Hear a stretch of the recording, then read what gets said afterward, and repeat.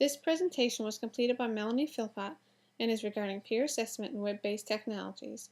It was completed in partial fulfillment of the course Education 6610, Research in Computers in the Curriculum.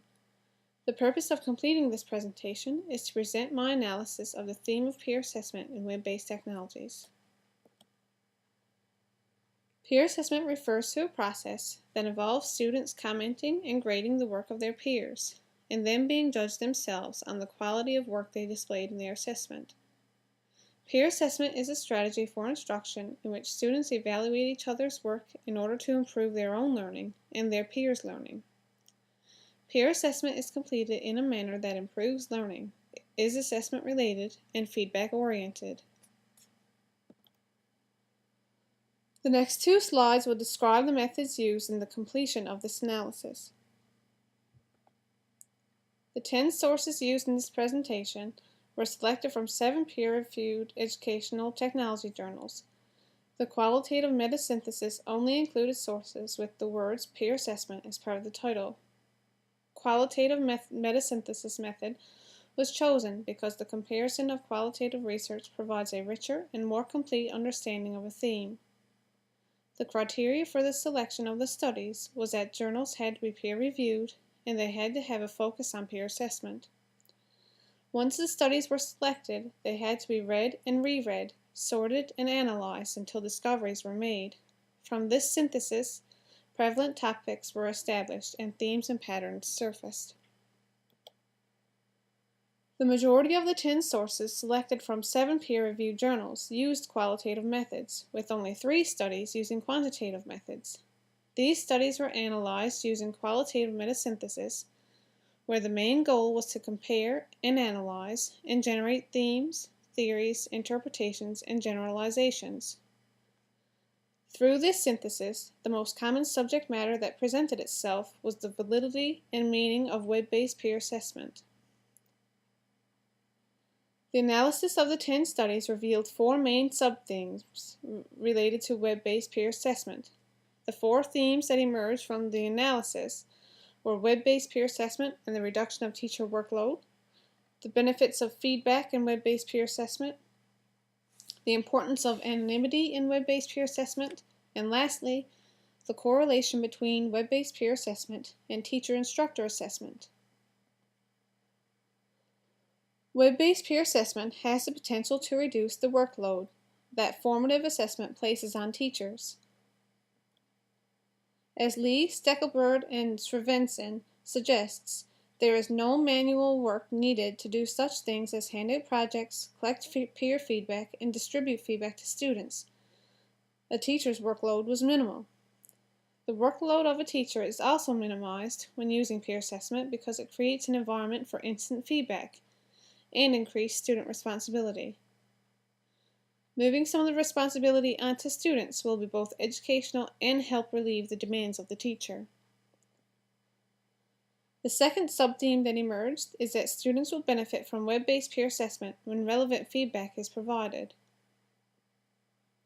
When feedback is provided in a web-based peer assessment situation, it is beneficial to students because it is immediate, which allows students to focus on the task at hand and make corrections to their work based on the feedback they were provided.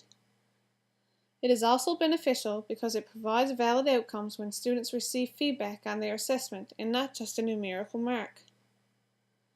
Allowing students to provide meaningful feedback can promote learning, critical thinking, and advanced cognitive strategies. It was found that feedback provided during peer assessment can be improved by offering incentives such as a top achievers list, grades, and credit to students.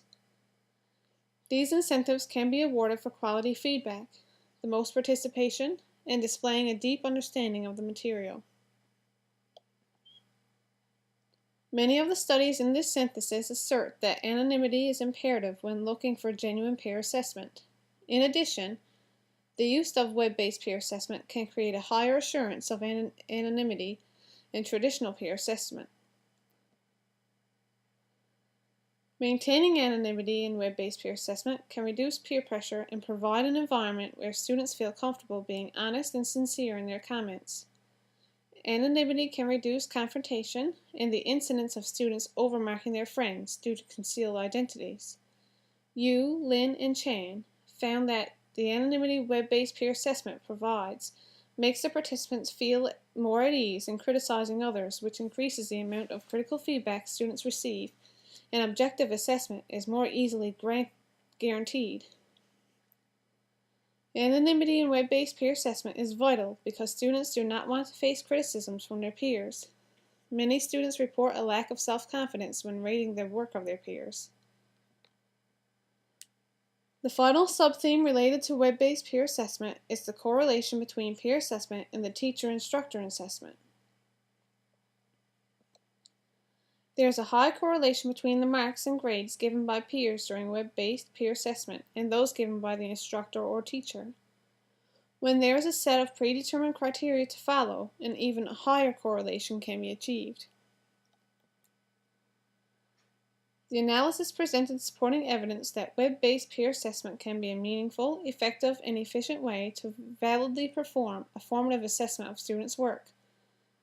All of the studies highlight how web-based peer assessment enhances learning.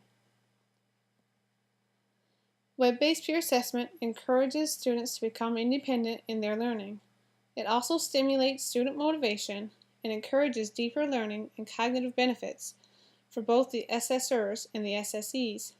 In addition, web-based peer assessment increases student-to-student interaction, which aids in the provision of an enriched learning environment.